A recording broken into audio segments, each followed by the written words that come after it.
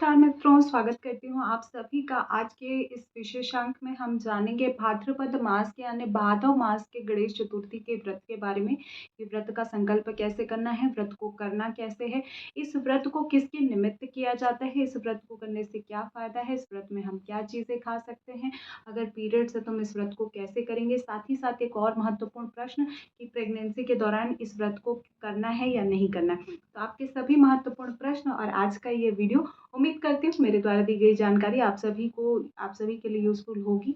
और अगर वीडियो में दी गई जानकारी आपको कहीं पे भी किसी भी रीज़न पे अच्छी लगे तो लाइक शेयर ज़रूर कीजिएगा। चैनल पर पहली बार विजिट कर रहे हैं तो हमारे परिवार का हिस्सा अवश्य बनिए।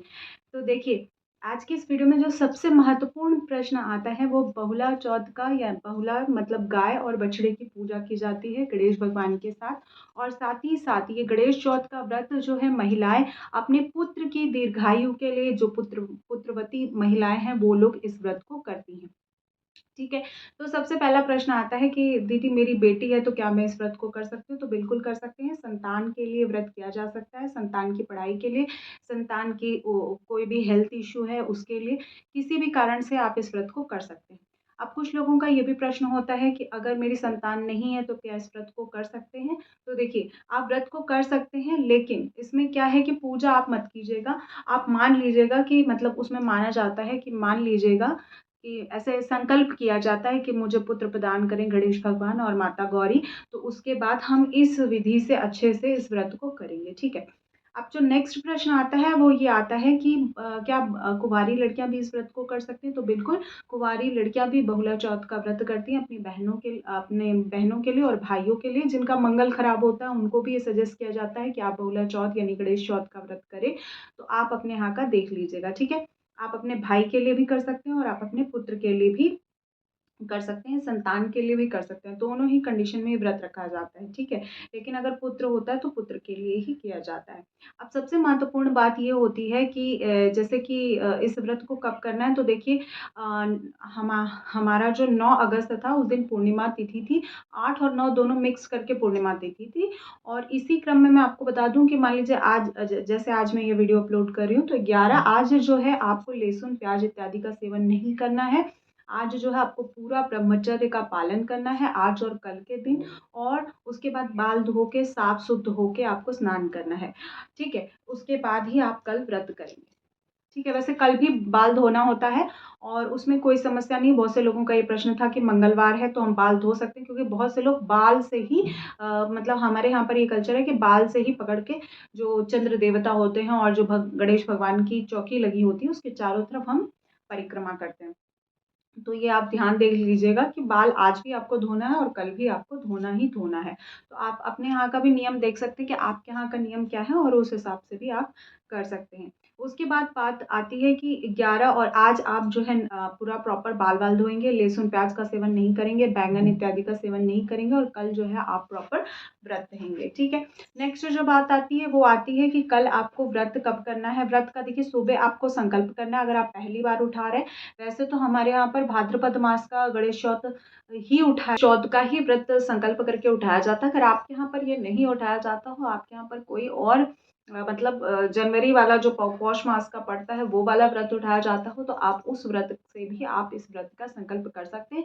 हमारे यहाँ पर भाद्रपद मास से ही संकल्प किया जाता है और हमारे यहाँ पर भाद्रपद मास के यानी तिलकुटा चौथ से पहले भाद्रपद मास के चौथ को बहुत महत्वपूर्णता दी गई है और बहुत ही हमारे यहाँ पर इसकी मान्यता है। इसीलिए मैं आपको बोल रही हूँ, आपके यहाँ पर जैसा होता हो आप उस हिसाब से व्रत संकल्प कर सकते हैं।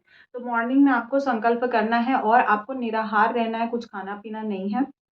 24 घंटे का व्रत नहीं होता है। संध्या काल में आप पूजन इत्यादि करके फलाहार ग्रहण कर सकते हैं।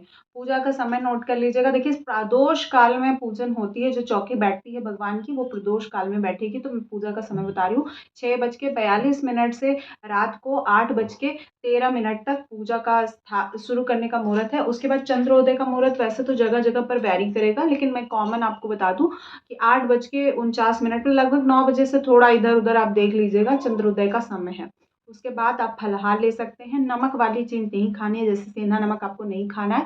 केवल आपको मीठा चीज़ खाना है, जैसे हमारे यहाँ पर सिंघाड़े का हलवा वगैरह खा लेते हैं, सिंघाड़े की पूड़ी खा लेते हैं। उसके बाद दही वगैरह पी लेते हैं, दही में चीनी डाल के इत्यादि आप पी सकते हैं। चाय पी सकते हैं, जैसे बहुत सारे लोग पूछते हैं कि चाय पी सकते हैं, तो हाँ, आप संध्या काल में चाय, संध्या काल मतलब जब चंद्रोदय हो जाएगा, चंद्र पूजन हो जाएगा, उसके बाद आप कर सकते हैं। अब ये गणेश चौथ की पूजा है तो सारी चीज़ें 4-4 के क्रम में चढ़ेंगी। सारी चीज़ें मतलब जैसे खाने-पीने के लड्डू है तो सवा पाव आप चढ़ा सकते हैं, और अगर वैसे गिनती से चढ़ा रहे हैं तो 4 लड्डू हो गया, 4 फल हो गए, 4 फल भी चढ़ते हैं, जैसे 1 संतरा रख लिया, 1 सेब रख लिया, 1 खीरा रख लिया, 1 शकरकंद रख लिया। तो इस तरह से 4 फल हम चढ़ाते हैं। 4-4 के क्रम में आपको चीज़ें चढ़ानी होती हैं। जैसे सिंदूर भी अगर आप लगाते हैं तो 4 के क्रम में लगाया जाता है, ठीक है? फेरा भी कितनी बार लगाना होता है गणेश भगवान का? फेरा भी आपको 4 बार लगाना होता है। तो इस तरह से हमारे यहाँ पर गणेश चौथ मनाया जाता है। ठीक है, अब ये बात हो गई। अब नेक्स्ट जो बात आती है कि पीरियड्स में हम इस व्रत को कैसे करेंगे? तो देखिए, सबसे महत्वपूर्ण बात ये है कि पीरियड्स में पहले, दूसरे, तीसरे, चौथे, 5वें, 6वें, 5वें दिन तक आप पूजा नहीं कर सकते। किसी भी हाल में आपको पूजा नहीं करनी है। लेकिन व्रत आप करेंगे कि नहीं? तो बिल्कुल, व्रत आपको ज़रूर करना है, व्रत करना ही करना है। व्रत में कोई चीज़ आपको छोड़नी नहीं है, ठीक है? अगर आप नहीं हैं, एकदम असमर्थ हैं, आप बेड पर पड़े हुए हैं, तो आपके स्थान पर आपके पति इस व्रत को कर सकते हैं। लेकिन व्रत को छोड़ना नहीं है, व्रत को नहीं छोड़ा जाता। नेक्स्ट जो बात आती है वो आती है कि अगर 5 दिन तक हम नहीं कर सकते तो 6वें दिन हम कर सकते हैं, तो बिल्कुल। मान लीजिए आज आपका 5वां दिन है तो आज आप पाल धोकर नहा लीजिए, और 6वें दिन चाहे ब्लीडिंग हो, चाहे आप 6वें दिन पर आप नहाकर आराम से पूजा कर सकते हैं, ठीक है? आप ये अपना चेक कर लीजिएगा पूरा अच्छी तरह से। उसके बाद जो सबसे नेक्स्ट चीज़ आती है कि हमें क्या-क्या चीज़ें खानी है, तो ऑलरेडी मैंने बता दिया, सिंघाड़े का हलवा हो गया, साबूदाने की खीर हो गई, कुट्टू की खीर हो गई, कुट्टू का बहुत से लोग खिचड़ी भी बनाते हैं नींबू डाल के, आलू हो गया, आलू फ्राई हो गया, ये सब चीज़ें आप देसी घी में बनाकर खा सकते हैं। अन्न का सेवन नहीं करना है, सेंधा नमक का सेवन नहीं करना है, सिर्फ़ मीठा चीज़ खाना है।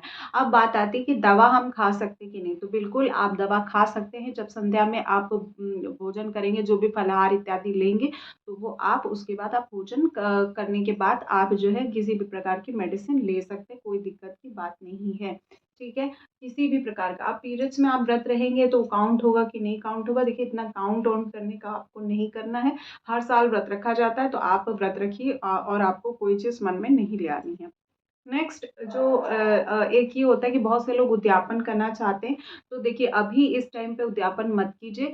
आप देख लीजिएगा, जो तिलकुटा चौथ आता है उस टाइम पर आप उद्यापन कर सकते हैं। मेरे यहाँ पर मोस्टली लोग यहाँ से शुरू करते हैं और तिलकुटा पर उद्यापन करते हैं।